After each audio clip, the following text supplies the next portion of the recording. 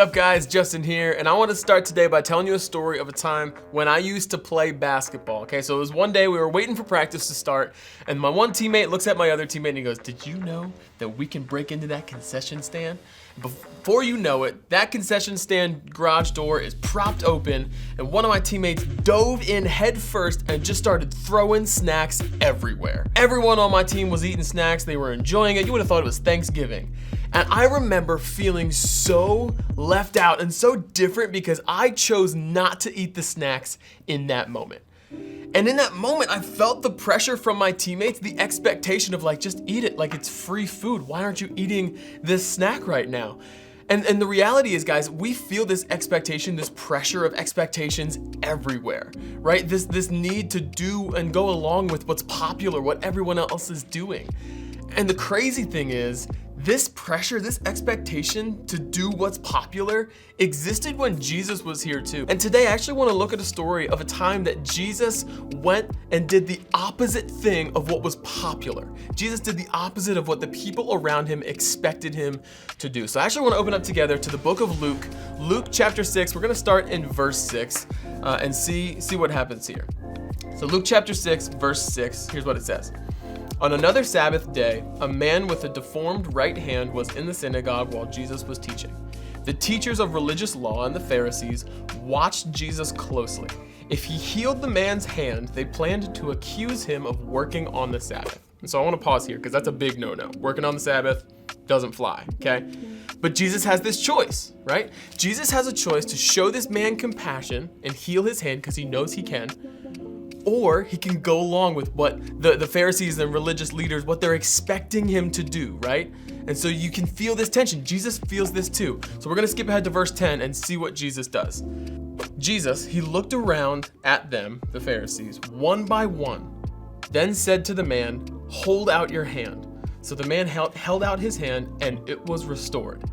At this, the enemies of Jesus were wild with rage and began to discuss what to do with him. I love this move by Jesus so much. The fact that he looked the religious leaders and these Pharisees in the eye one by one and said, "You and you and you, watch this." And he showed them in that moment that he cared more about love than religious laws.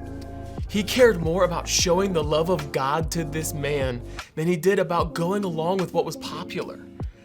And what I love about this story that we can learn from Jesus here is that Jesus was consistently willing to show love in unpopular ways.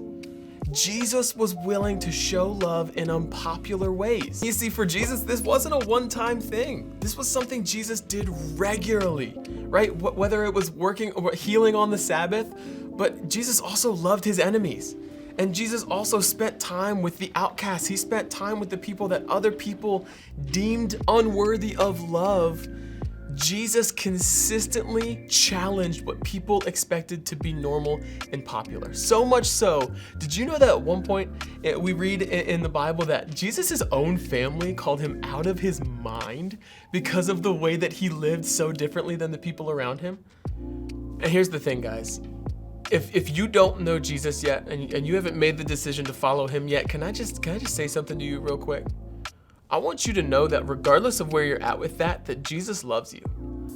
He loves you, even if you don't feel like that's true, even if you feel like no one else loves you, even if you feel like no one else should love you, Jesus loves you with a never-ending, relentless love that the Bible actually tells us that nothing on heaven or earth can separate us from that love. And if that's a love that you want to know more about, please talk to somebody about it. We would love to talk more about that love that Jesus has for you. And if you're here today and you do know Jesus and you've made the choice to follow him, then guys, the bar has been set, right? Jesus didn't come and live the life that he did just to give us some cool stories to tell. Like, oh, remember that thing Jesus did? Good times. No, Jesus came and lived the life that he lived to set the example for how we should live our lives.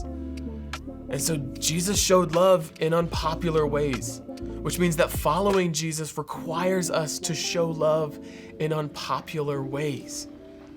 And that's gonna look differently for each of us. For some of us, we're gonna show love in unpopular ways at school, right? For some of us, we're gonna show love in unpopular ways at home or on the team. And for some of us, our unpopular love may not ever go noticed. And that's okay. You see, guys, Jesus showed love in unpopular ways, and now it's our turn. And I know you guys can do this, and I cannot wait to see how the world changes as we do this. I love you guys, and we'll see you next time.